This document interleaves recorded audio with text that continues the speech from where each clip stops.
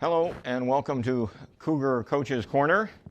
And today we're talking with Brendan Goler, who is the assistant men's soccer coach for UMM. And Brendan, if you could just give your background a little bit and then how you got to UMM. All right, appreciate you having me on here. This is year 6 for me at UMM.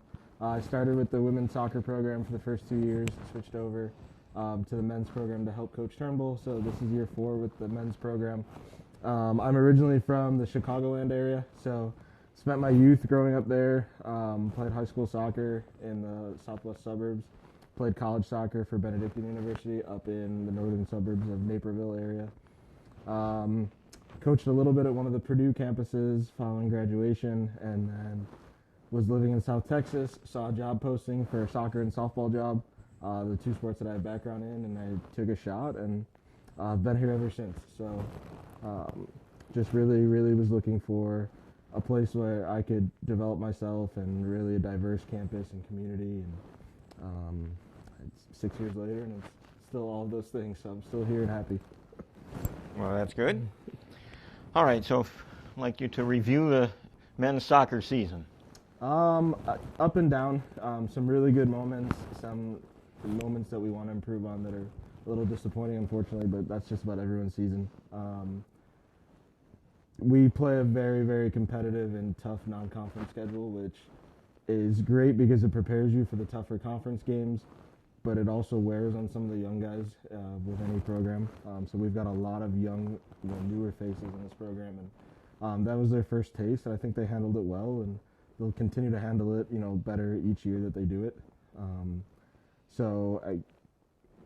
It's been disappointing because we've thrown away some games, unfortunately, where I don't feel like the teams have really beaten us, but we've kind of beaten ourselves a little bit, or made it tougher on ourselves at the very least. So it's been disappointing in that fact. Some things didn't go our way. We've hit some crossbars. We've had some calls go against us. You can't change that. But at the end, some of the games that we've let slip away are kind of on us. We've competed well for a couple halves and things like that against some of the really good teams, and then just not able to finish it. So we're still, at the end with a chance to make the conference tournament, which is somewhere you always want to be. We'll look forward to see if that happens, but to be able to not always play your best sometimes and still have that chance is still pretty positive. So trying to take some positives away from it with the young group. All right, any players you would like to particularly mention or commend? The first one that jumps to my mind is Luke Harmon. Senior, technically junior with COVID, goalie. Luke has been outstanding, and someone that I work with almost daily, but just to see, for me personally, to see his development, his maturity, his leadership really shine through. It wasn't even a discussion of if he was going to be named the captain this year, it was more just when. So he's really taken off. He's been making huge saves against the best teams, and there's some games where he has to make 10 or 12 of them, and he's doing it. He's not complaining. His body is going through it, but he's just playing tremendously. So he's been great. We've had good moments from some of the young guys, like Mo Hoffs has had a great year as a freshman center back. He's been paired with Carson back there, have been doing well. Mason Palin up top has had good moments, and then you look at the older senior leadership that we're going to highlight this weekend with Corbin and Isaac, and they've just been, they're people that just kind of put their heads on and do their jobs, and we need that with a young group. So I would say those are the ones that kind of jump off, but Luke would be the main one for me just because we're going to go as our goalie goes at this point.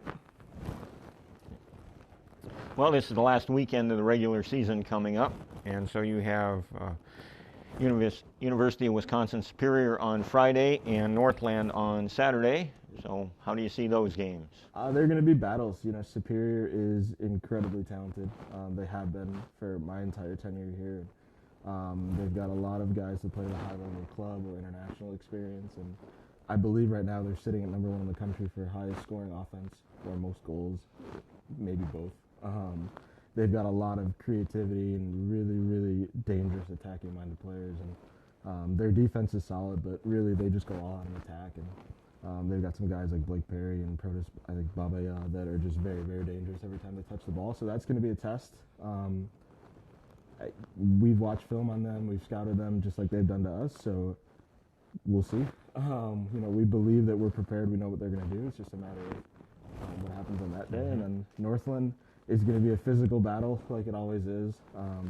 They're definitely up from the past, years past and years prior, and they're going to be.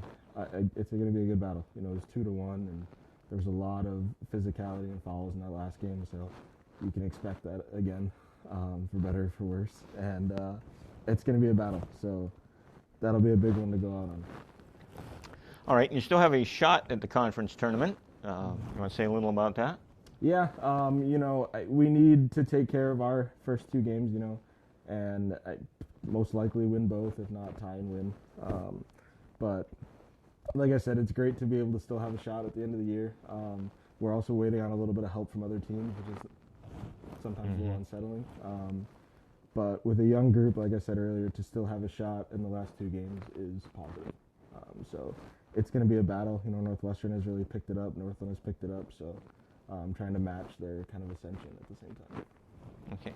Well, thank you, Brendan, and good luck this weekend. Thank you for having me. That's the end of this Cougar Coaches Corner.